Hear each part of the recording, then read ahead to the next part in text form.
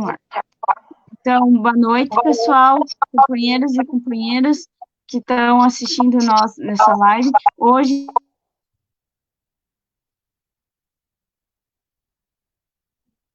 ela trava todo dia uma guerra na LEP e é uma guerreira. Boa noite, Luciana. Boa noite, Larissa. Boa noite a todas as pessoas que estão nos acompanhando. Desde já quero agradecer pelo convite para participar da tua live e a gente falar um pouco aqui também do nosso trabalho, aquilo que a gente vem fazendo, mesmo nesse momento da pandemia, nesse momento de isolamento, mas nós continuamos com o trabalho normal, com sessões normais, embora sessões online, mas continuamos votando, tendo votações de projeto, encaminhamentos das reivindicações que nos chegam, e de uma maneira especial, representando sempre o nosso sudoeste do Paraná. E eu agradeço, Larissa, pelo convite, e claro que vamos, no decorrer aí da live, vamos estar falando um pouco, além da conjuntura mais que nós temos hoje do país, a conjuntura da juventude, da agricultura familiar, das mulheres, também citar um pouco do trabalho que a gente vem realizando, Larissa. Eu agradeço muito pelo convite. Eu que agradeço por você ter aceitado o meu convite. E aí eu vou passar por uma pergunta primeira.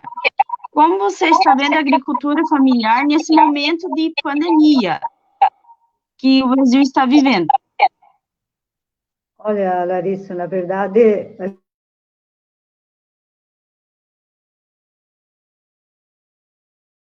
o período que a gente está vivendo diferente, né? Nós acredito que ninguém de nós passou por uma situação parecida, então estamos ainda nos adaptando, tentando entender a conjuntura toda e o que realmente vai acontecer após pandemia, e é um momento que a preocupação com a agricultura familiar ela se torna ainda maior, porque a agricultura familiar, a gente está falando sempre das pessoas, quando a gente fala da agricultura familiar, nós estamos falando de quem trabalha sem reservas financeiras. E aí, nesse momento, a preocupação é muito grande, porque como que os agricultores, que a agricultura consegue sobreviver, sabendo da dificuldade que tem na questão, de maneira bem especial, na questão da comercialização. Então, uma das ações nossas, assim que começou a pandemia, assim que começou o isolamento social, foi justamente pedir que o governo do estado ele mantivesse a compra direta do alimento escolar, através do PNAE e também através do PAA, que mantivesse essa compra da agricultura familiar para garantir a renda dos nossos agricultores. Quando a gente fala da agricultura familiar, Larissa, nós estamos falando de cerca de quase 300 mil famílias, né? Nós temos no Paraná cerca de 305 mil estabelecimentos rurais, e desses 305 mil, né, dos últimos dados do IBGE, eles colocam que cerca de praticamente 80% são agricultores familiares. Então, nós estamos falando de quase 300 mil famílias, né, que precisam de apoio nesse momento, um apoio ainda maior por parte do governo. E também uma das questões que nos preocupa muito é que da agricultura familiar nós temos cerca de 80, quase 90%, que são dos agricultores familiares que trabalham na produção do leite. E houve, no momento, e principalmente no início da pandemia, agora começa a normalizar um pouco essa situação, mas houve uma redução nos valores pagos pelo litro de leite, né, para os agricultores, e também a redução do recolhimento. Muitos foram os laticínios, cooperativas que avisaram os agricultores que iriam diminuir o recolhimento do leite. Então, isso nos assustou muito, porque se nós temos cerca de 90% da agricultura familiar trabalha com leite, é um prejuízo muito grande, há empobrecimento muito grande no campo. Mas mesmo falando dessa conjuntura, dessa preocupação que nós temos com esse momento, com os nossos agricultores familiares, é importante dizer aqui que a agricultura familiar é responsável por cerca de 70%, quase 80% do alimento colocado na mesa do povo brasileiro. Então, eu sempre comento que, pela agricultura familiar, nós teríamos e temos condições de erradicar com a fome no mundo, de uma maneira especial no nosso país. Quando falamos da agricultura familiar, da fome no país, e agricultura familiar, é bom lembrar, né, Larissa, que nós temos cerca de 13 milhões de pessoas no Brasil que vivem na extrema pobreza. E é dados que, quando somamos e tentamos ter uma dimensão do que significa 13 milhões de pessoas, é a mesma coisa que a gente imaginar, até maior, né, do que a Bélgica, do que a Bolívia, do que Portugal, né, que Portugal tem 11 milhões e poucos de habitantes.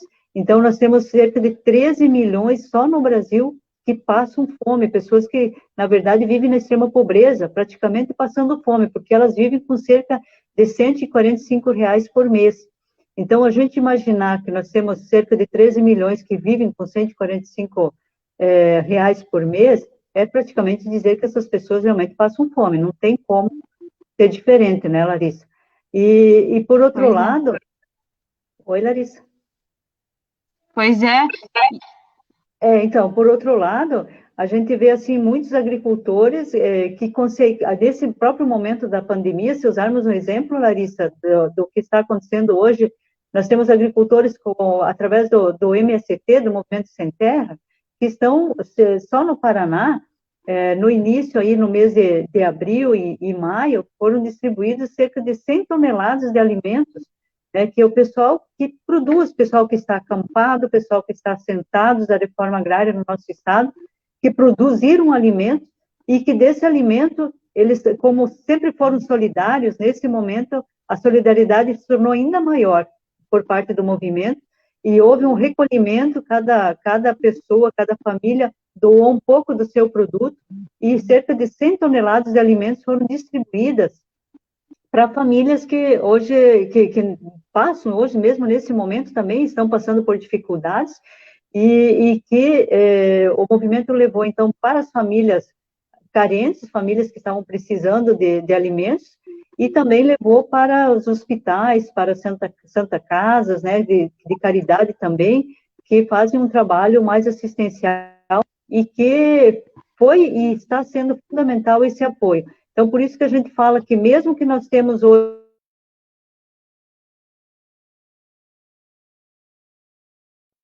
mas tem o alimento, né? O alimento que mata a fome de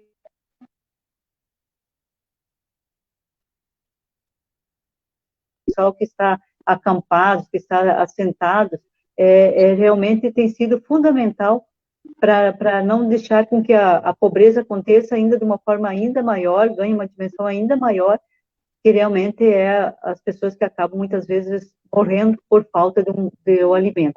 Então, é muito importante, é bom ressaltar aqui a importância, né, que o MST está tendo também nesse momento da pandemia, para levar o alimento para as pessoas que hoje não têm condições de ter uma cesta básica. Pois é. Agora eu vou passar por uma pergunta que, assim, no teu ponto de vista, o que você está vendo que o governo estadual está fazendo para ajudar os agricultores familiares nessa pandemia? Como você está vendo o governo? O que ele está fazendo? Então, Larissa, nós encaminhamos várias propostas para o governo.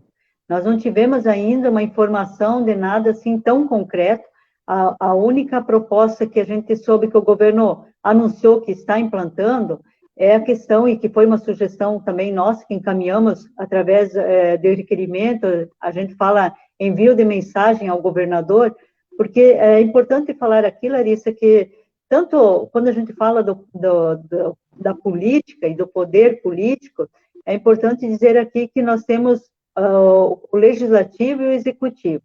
Quando nós falamos do legislativo, nós estamos falando de um poder que realmente nós temos, que é de fazer leis, além de fiscalizar o executivo, nós temos o poder de fazer leis, né, de levar também as reivindicações que nos chegam, mas quem vai executar isso é o poder executivo, porque quando a gente vota um orçamento municipal, quando você vota um orçamento do Estado, você está votando o orçamento e quem vai executar esse orçamento é quem está no executivo. Então, seja o prefeito municipal, quando você vota o orçamento na Câmara Municipal, ou seja, o governo do estado ou o governo federal, quando os deputados federais votam o orçamento nosso a nível nacional.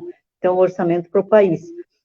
Aqui no estado, então, quando também nós temos a questão do que é constitucional e o que não é constitucional.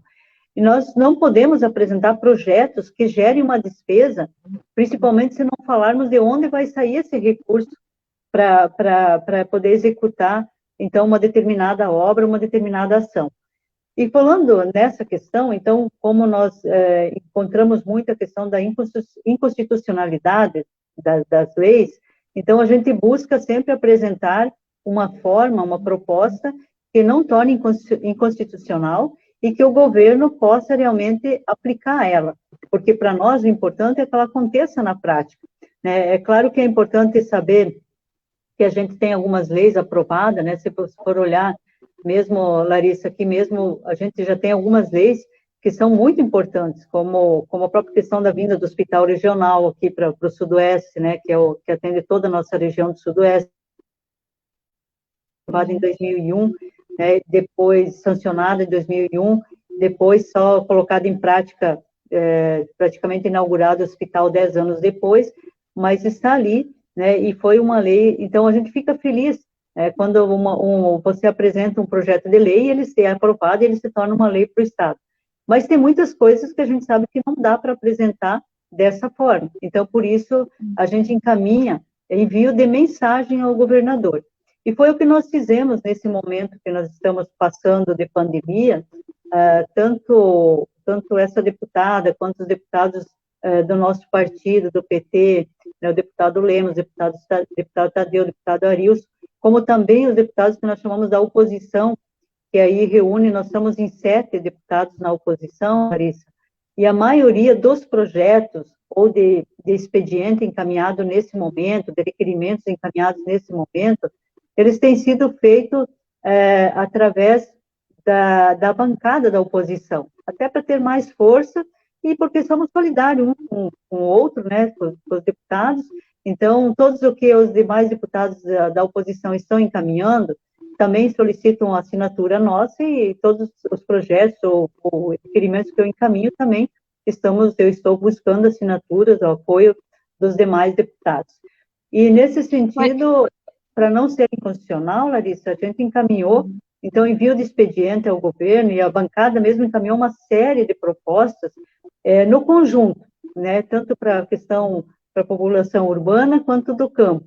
Mas do campo, mais particularmente, eu gostaria de dizer para ti que uma das primeiras propostas que a gente fez era que o governo isentasse, pelo menos por 90 dias, aí, aliás, 120 dias, a isenção, a cobrança, né, a taxa aí da luz e da água dos agricultores familiares e também das agroindústrias, como uma forma de fomentar aí um apoio maior, né, para os nossos agricultores familiares nesse momento da crise que nós estamos passando.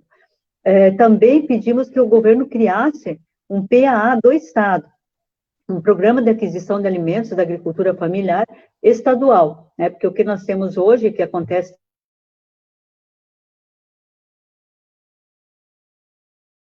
o programa PAA federal. Eu sugeri que o Estado criasse como uma forma de fomentar ainda mais, né, a nossa agricultura familiar nesse momento, incentivar os nossos agricultores para que continuem produzindo, com a certeza de que vão comercializar seus produtos. Inclusive, uma das sugestões foi justamente no momento dessa crise do leite que nós tivemos, ainda no mês de abril, minha sugestão para o governo é que o governo comprasse todo o leite do estado do Paraná, e aqui é bom citar, Larissa, uma das coisas importantes, quando nós falamos que a agricultura familiar, 90% da agricultura familiar, dos agricultores familiares trabalham com a produção do leite, o estado do Paraná hoje é o segundo estado que é maior produtor de leite, então nós perdemos apenas por Minas Gerais. Às vezes nós disputamos com o Rio Grande do Sul, sabe? Às vezes tem um mês que nós passamos na frente do Rio Grande do Sul, outro mês ele passa na nossa frente, mas na verdade nós estamos já desde o ano passado no segundo lugar como o maior produtor de leite do país. e isso deve-se muito à agricultura familiar, né? Porque os agricultores familiares que trabalham nessa produção. Então, nós ficamos muito preocupados, Larissa, e pensando como que ia ser realmente a renda dos agricultores familiares com essa queda dos valores, né, do preço do leite, a redução dos valores do preço por litro de leite, e também com a preocupação com relação à diminuição do recolhimento. Então, devido a isso, Larissa, que nós pedimos para que o governo que ele comprasse todo o leite do estado do Paraná, para não ter um prejuízo ainda maior para os nossos agricultores, e fosse distribuir isso para as famílias carentes, famílias que precisam hoje, que estão com essa necessidade do leite, também para os hospitais, né, para as casas de caridades, que ele distribuísse isso, e principalmente para as famílias que estão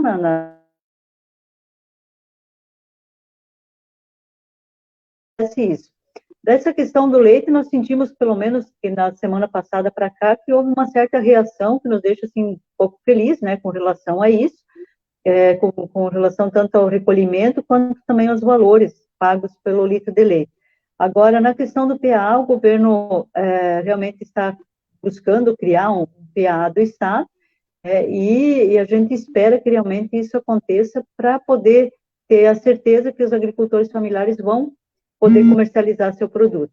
Então, foram várias as propostas que nós encaminhamos, mas, assim, resumindo, né, um pouco daquilo mais diretamente para a nossa agricultura, também a gente pediu um crédito emergencial para a agricultura familiar, e então, que o governo crie um plano emergencial para a agricultura familiar.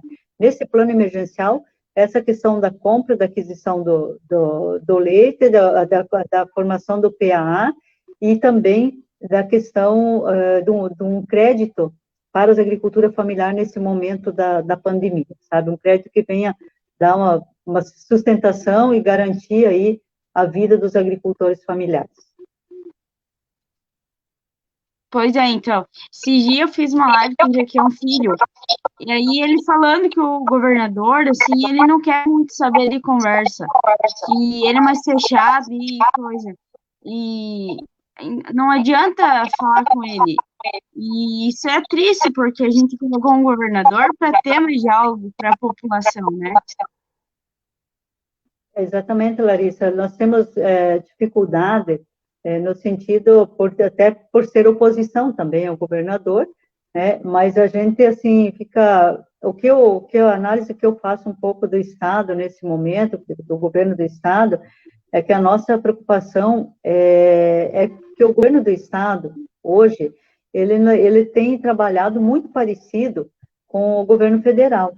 E aí vem uma preocupação muito grande, porque a gente sabe que quem está governando o nosso país hoje não tem o interesse maior, não é a população brasileira, não é o povo brasileiro, não é combater a pobreza que nós temos no nosso país, sabe? As ações não acontecem dessa forma, eles não estão, inclusive nós não temos nenhuma ação concreta, e eu falo sempre que, na verdade, o presidente hoje, ele não governa, né? Ele tem um desgoverno no nosso país, e é nesse sentido que a gente se preocupa com o Estado também, onde a preocupação sempre foi de trabalhar muito pela questão do Estado mínimo. E se a gente trabalha no Estado mínimo, como que você vai defender realmente as nossas instituições, né, e as nossas estatais?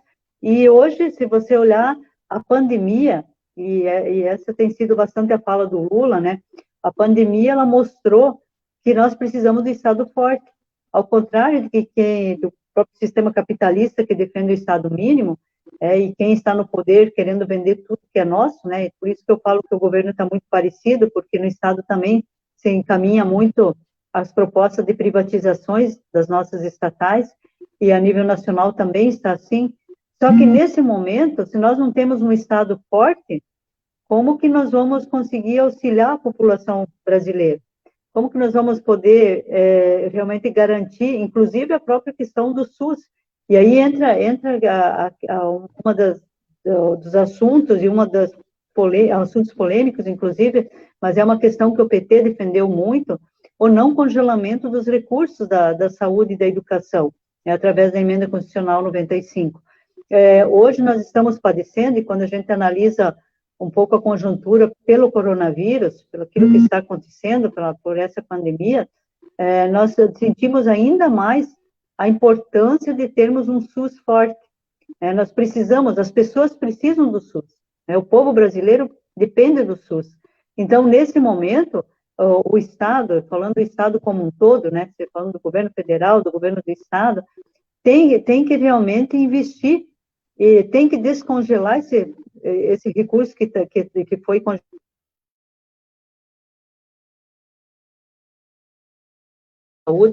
Nós precisamos garantir mais leitos, né? Nós precisamos fazer com que as pessoas tenham a certeza que, se precisar de ir no hospital, ela vai ter um leito, leitos de UTIs, nós precisamos de investimentos maiores, né? Nós precisamos de equipamentos de proteção, que não está chegando o suficiente nem para as pessoas que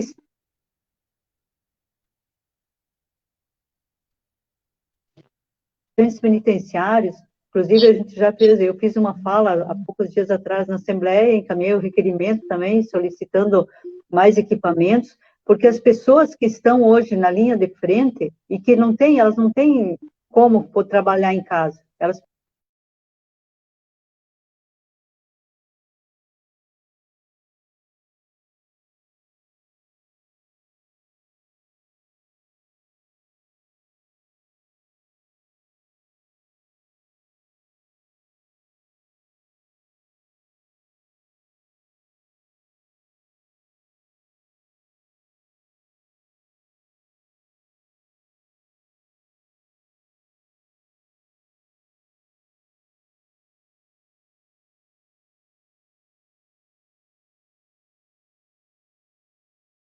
na areia.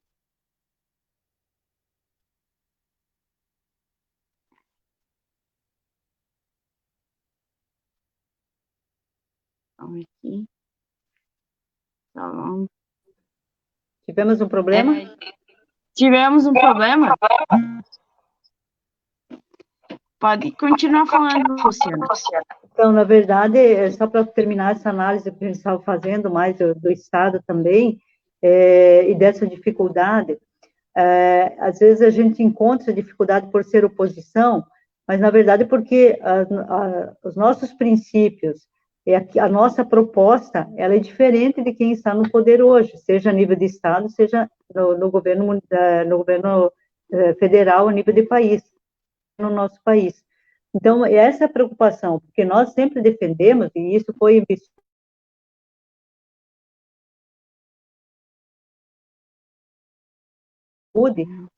e quantos também investimento na educação, aquilo que a gente vai falar daqui um pouco na questão própria da juventude, mas a questão das novas universidades federais, universidades públicas que foram criadas, os institutos federais, todo esse investimento que foi feito foi no sentido do investimento maior naquilo que é público, aquilo que para dar condições para a população realmente ter acesso.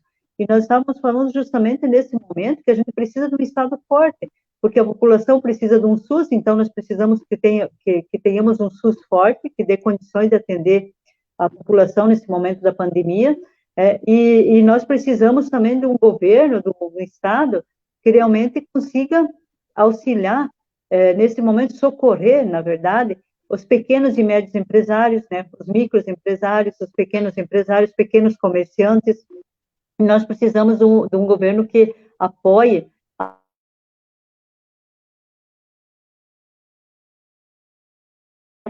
e é por isso que, às vezes, nós temos dificuldade de se entender com os governos, porque eles não têm esse mesmo pensamento. Então, eles têm mais o pensamento, realmente, assim, do Estado mínimo, tanto também é o pensamento que agora, quando a gente se volta muito para a preocupação nossa, que a preocupação nossa maior tem que ser com a vida das pessoas nesse momento, essa integridade nesse momento, a gente vê muito os governos defendendo a questão da economia só, Falam, se você pegar principalmente o presidente da República, ele não, em um momento até agora, ele falou com seriedade, com preocupação de combater o coronavírus, de falar de uma ação mais concreta dele com relação ao coronavírus, e nem sequer se solidarizou alguma vez com as famílias das vítimas. O que ele faz é debochar do coronavírus, da forma como está aí, falar que é uma gripezinha, ao mesmo tempo falar que não é coveiro, e daí o que ele vai fazer? A impressão que eu tenho é que ele não se deu conta de que ele é o presidente do país, que ele é o presidente do Brasil, e que, portanto, ele tem que sim fazer alguma coisa. Mas, ao contrário, né, ele desafia até a ciência, então ele vai na contramão do mundo. O que está acontecendo em todos os outros países, a questão do isolamento social, a questão dos cuidados, ele não leva em consideração isso, né, não leva nem em consideração o que a Organização Mundial de Saúde fala. Então, a gente fica muito preocupado com esse momento, porque nós estamos vivendo uma crise que, sem criar um pânico nas pessoas, mas nós temos que ter responsabilidade, nós temos que ter cuidados, nós temos que manter o isolamento social, nós temos que fazer uso de máscara, uso do álcool gel, nós precisamos fazer isso. Então, é preciso que as pessoas tenham essa consciência, né, que nós precisamos fazer isso para não nos contaminarmos e não contaminarmos outras pessoas. Mas, no entanto, a gente não vê esse exemplo do presidente. E isso dificulta ainda mais, né? Dificulta ainda mais. E os dados, né, estão aí, passamos de 46 mil óbitos, né, no dia de hoje, no total, e os dados de hoje colocam que até agora passou de 46 mil óbitos.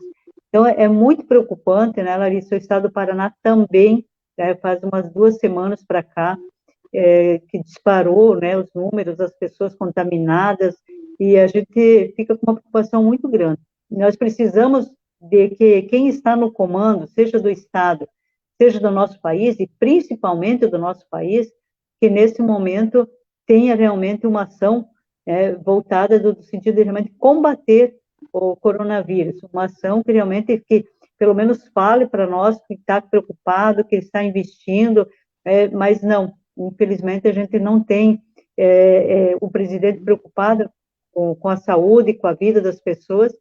Isso a gente lamenta, porque o povo brasileiro está numa insegurança total desse momento, tanto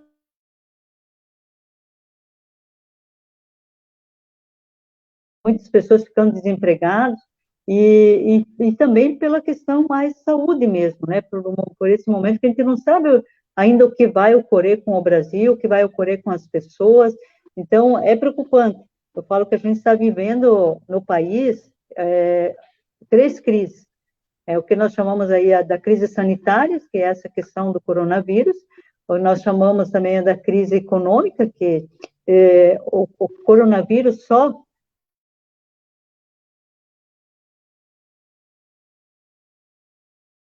passado nós já tivemos um crescimento muito pequeno do PIB, deu praticamente 1%, 1,1% de crescimento do PIB.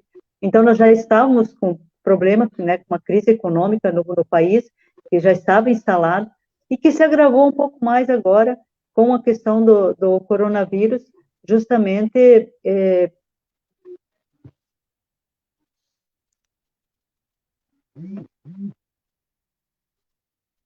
ainda mais a questão de realmente fazer com que o Brasil possa sair dessa crise. E junto com isso também a crise política, né? A crise política que nos preocupa assim muito, porque justamente no momento da pandemia nós estamos também vendo o presidente trocando de ministro, vários ministros, inclusive da saúde, no momento mais que a saúde mais precisa de alguém com pulso firme, com seriedade, com conhecimento. A gente viu o presidente trocar 2 ministros aí diante dessa crise que nós estamos, dessa grave crise, né, que nós estamos passando, e a gente não vê, então, o presidente ter condução do governo, né, da forma como o brasileiro esperava, pelo menos que o presidente tivesse um pulso firme para tocar o país nesse momento. Pois é, né? O presidente, podemos dizer que é um genocida. Ele não pensa na saúde da população. E dá para a gente ver, estamos já um mês sem um ministro da saúde, e ele não tem lógica. Ele quer colocar só militar.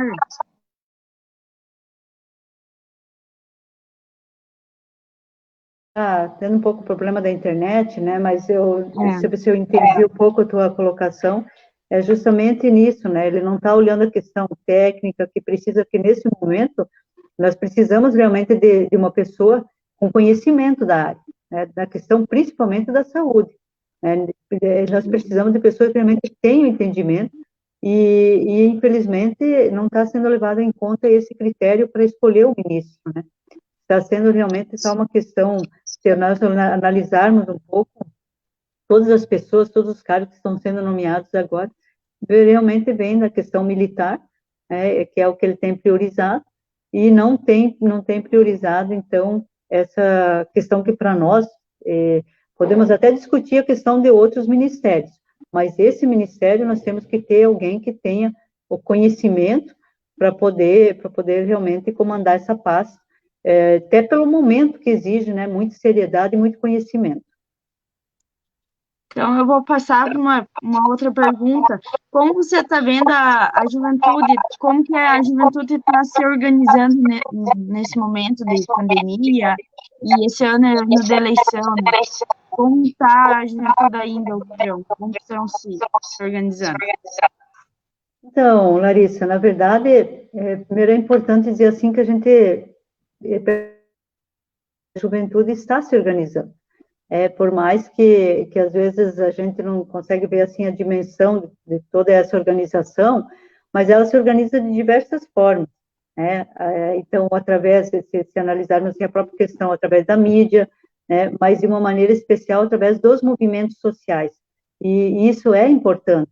A questão também da participação nos grêmios estudantis, né? Que é uma das formas dos movimentos estudantis, né? Que é uma das formas da juventude atuar, e se a gente, assim, analisar também um pouco, Larissa, vou falar aqui, nós tivemos, a participação da juventude sempre foi fundamental nas grandes mudanças do nosso país. Se analisarmos já desde a década, ou seja, lá em 1920, nós tivemos uma organização muito forte, através também do comando até de Luiz Carlos Prestes.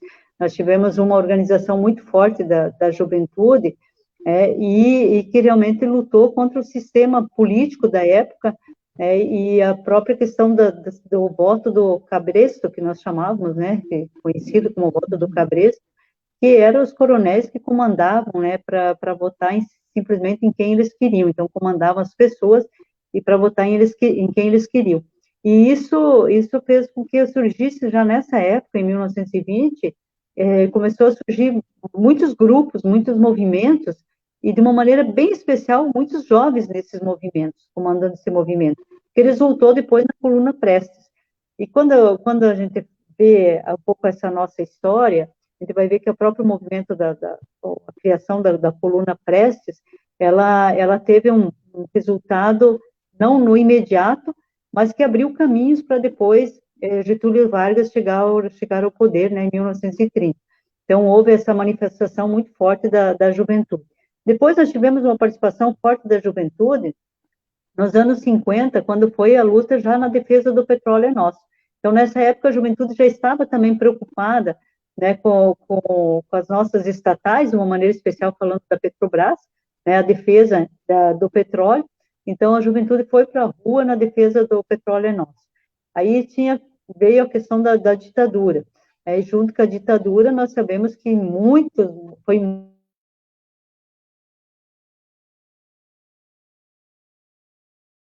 muito forte, realmente para que acontecessem as grandes mudanças, né? Ou seja, as grandes mudanças que ocorreram teve a participação fundamental dos jovens.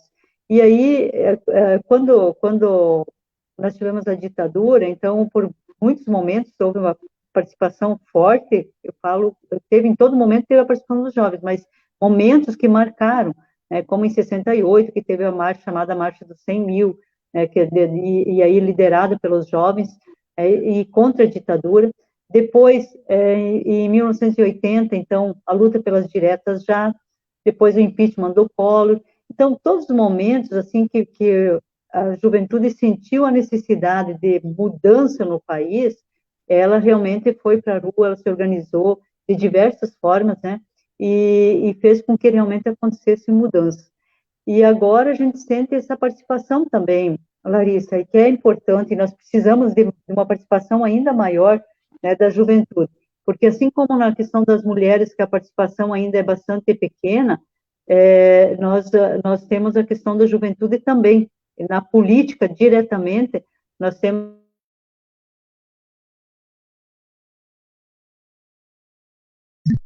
possam participar da política, e a gente só vai ter isso quando os jovens se conscientizarem que a política é um instrumento para mudarmos realmente também aquilo que nós entendemos que está errado na nossa sociedade, né? Que nós precisamos fazer com que as coisas realmente, a gente sabe que as coisas realmente acontecem pela política, né? As mudanças acontecem pela política, e eu falo isso com conhecimento de causa, porque quando eu comecei o meu trabalho, Larissa, eu comecei na organização sindical, junto ao Sindicato dos Trabalhadores Rurais, e a luta nossa foi na Organização de Mulheres Agricultoras, que isso na década, então, de 80, quando eu comecei a organização de mulheres aqui também na Beltrão e na região sudoeste, as mulheres agricultoras não tinham direito à aposentadoria, não tinham direito à licença maternidade, e ela só ganhava o meio salário mínimo se o marido falecesse, né, e ela tinha, então, como pensão. E nessa época, na organização, é que eu descobri que realmente a gente precisava muito de pessoas que pensassem diferente de quem estava envolvido diretamente na política, mas que pensasse realmente para o povo brasileiro que mais precisava de apoio, né, de leis que favorecessem o povo que precisa de apoio nesse momento. E aí houve, então, a organização das mulheres, né, no país todo. Conseguimos fazer com que fosse aprovado na Constituição o direito da aposentadoria, o direito da licença maternidade, o direito de um salário mínimo. Então, a mulher agricultora se aposenta aos 55 anos.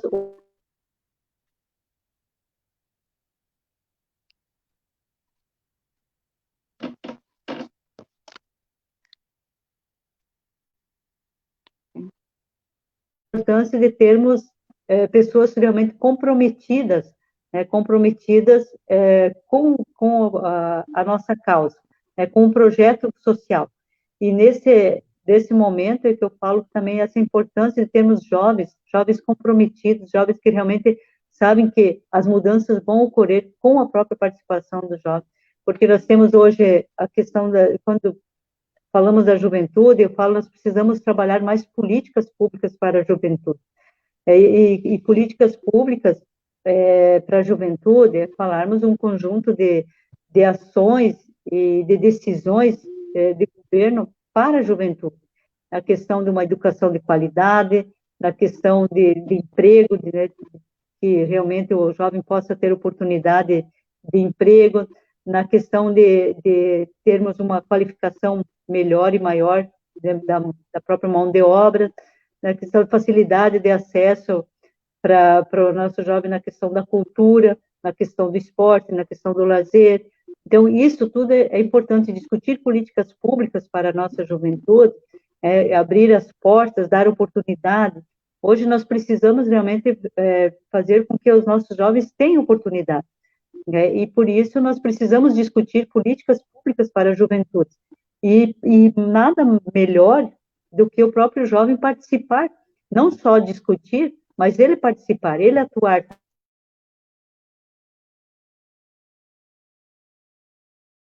Partido. É isso, nesse sentido, o jovem precisa também entender que é através mesmo da política que nós vamos realmente fazer as mudanças que nós queremos. Eu sempre falo que a mudança que nós queremos depende de nós, mas depende também da nossa participação nos partidos, ou num partido, depende da questão política mesmo, da participação partidária. E é nesse sentido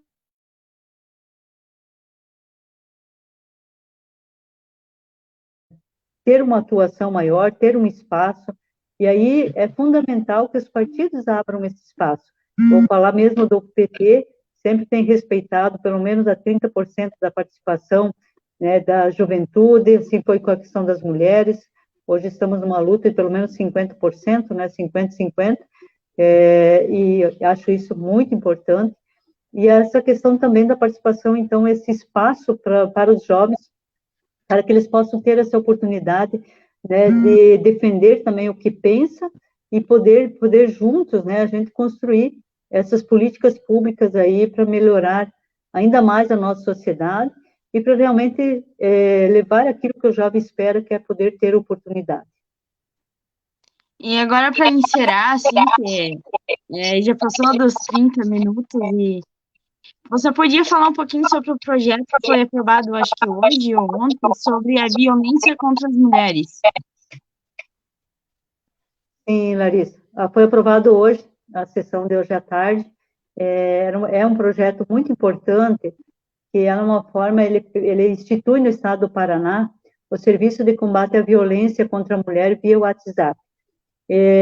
Por que nós fizemos isso? Hoje nós sabemos que existe o Disque Denúncia, né, o 180,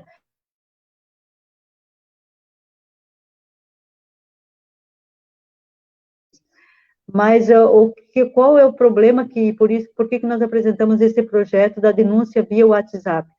Nós estamos vivendo esse momento da quarentena, esse momento de isolamento social, e as mulheres, muitas vezes, a maior violência que ocorre contra a mulher está ocorrendo dentro de casa.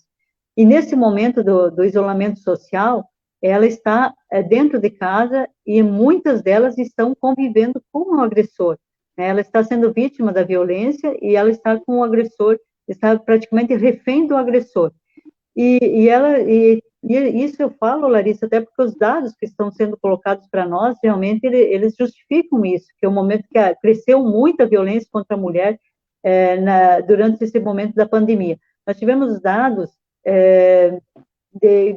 a nível de país que coloca que o Disque 180, ele aumentou em 40%, aumentou o serviço, as denúncias, nesse momento da pandemia. Aqui no estado do Paraná, o próprio Ministério Público do Paraná coloca que aumentou em 17,5% o feminicídio. Então, isso nos preocupa muito, porque justamente é o momento em que a mulher está, então, dentro de casa, muito próximo do agressor, e muitas vezes ela não tem essa condição de poder fazer a ligação. Se ela for fazer a ligação, o agressor que está próximo dela, e a gente, quando falamos do agressor da mulher, nós não estamos falando apenas do marido, do companheiro, embora muitas vezes é o companheiro, é o ex-companheiro, o ex-namorado, que acaba cometendo a violência contra a mulher. Mas estamos falando também de muitas mulheres que às vezes são vítimas por parte do homem, mas por parte do pai, do irmão. Então, existem várias formas. Até mesmo quando a gente fala da violência contra a mulher, vamos falar que existem várias formas de violência. O que nós consideramos uma das mais graves é a violência física, inclusive o próprio assassinato que ocorre contra a mulher, mas nós temos a violência sexual, nós temos a violência psicológica, a violência moral, a violência patrimonial, que todas elas causam uma grande, eu falo sequela, né, trazem grandes consequências para o resto da vida da mulher. Nesse momento, e pelo projeto que eu apresentei, Larissa, ele vem justamente na questão da mulher que está numa situação de violência, correndo risco de vida. Então, nesse sentido, ela vai ter o WhatsApp como para poder mandar a mensagem.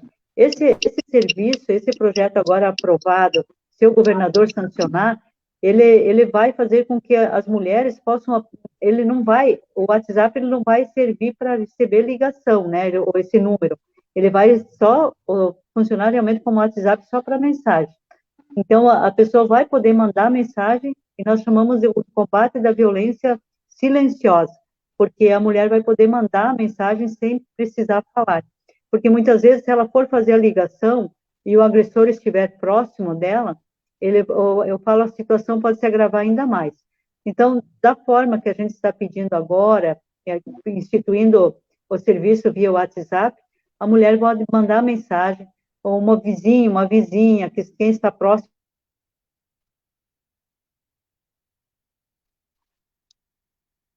E podemos, com isso, Larissa, salvar a vida de muitas mulheres, que é o que nós esperamos com esse projeto. Nós apresentei, desde que eu voltei para a Assembleia Legislativa no ano passado, eu apresentei vários projetos no combate à violência contra a mulher, e que estão aguardando para ser votados, inclusive um que estabelece porque nós temos, Larissa, no Paraná, 399 municípios. nós temos apenas 21 delegacias da mulher. E os dados da violência contra a mulher, isso falando de dados do ano passado, nós temos que no estado do Paraná, no país, cada 4 minutos é registrada uma ocorrência, uma denúncia, registrada uma denúncia de uma mulher que está sendo vítima de violência. No Paraná, é cada 56 minutos. Então, isso já assusta muito a gente, nós precisamos fazer alguma coisa, nós precisamos combater essa violência. E por isso que eu apresentei alguns projetos nessa linha do combate à violência, e um é que dos 399 municípios, se nós temos apenas 21 delegacias da mulher, significa que a mulher precisa ir registrar a ocorrência numa delegacia normal, que nós chamamos de uma delegacia comum. E muitas vezes isso faz com que a mulher pense muito e não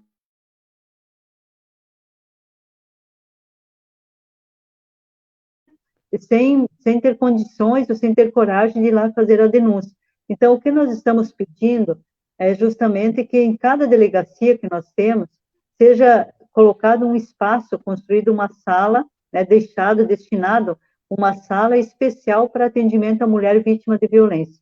Então, seria uma forma para que as mulheres possam se sentir mais seguras, no momento em que ela vai registrar essa ocorrência. Então, nós estamos pedindo que em todas as delegacias tenhamos uma sala especial para atendimento à mulher vítima de violência. Então, são projetos que a gente deixou lá, Larissa, como também o que estabelece punição para o agressor, a partir do momento em que o agressor for penalizado através pela Lei Maria da Penha ou pela Lei do Feminicídio, ele não pode assumir nenhum cargo público até 4 anos do cumprimento da sua pena. Então, a gente também é um projeto que está aguardando votação, mas o que mais consideramos assim urgente nesse momento da pandemia é esse do serviço do combate à violência pelo WhatsApp. Então, eu fico muito feliz, hoje para mim está sendo um dia muito alegre, pode dizer para ti que eu estou comemorando, e quero também aqui compartilhar que nós tivemos o apoio de toda a bancada nossa, mas a aprovação foi unânime, então, eu fico muito feliz, quero agradecer a todos os deputados que votaram, todos votaram favoráveis, então, teve 49 votos presentes hoje, então, somos 54, 49 votaram, e todos os 49 votaram favorável. Então, estou feliz, porque eu tenho certeza que é um projeto que vai contribuir muito no combate à violência contra a mulher, tenho certeza que vai ajudar a salvar vidas, e isso para a gente significa muito, significa muito você saber que uma lei sua vai poder ajudar, vai poder salvar a vida de muitas mulheres aqui no nosso estado.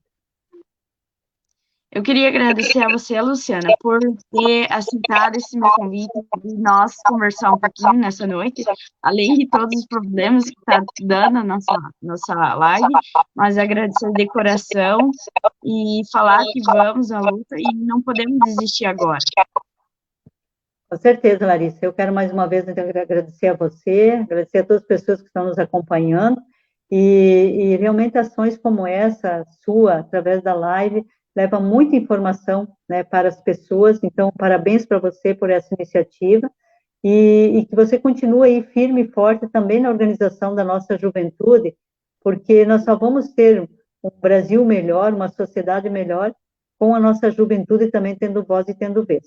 Então, nós precisamos criar oportunidade para os nossos jovens, criar políticas públicas para os nossos jovens, e assim, com certeza, teremos um Brasil melhor. Obrigada, Larissa, um grande abraço a você, e um grande abraço a todas as pessoas que estão nos acompanhando.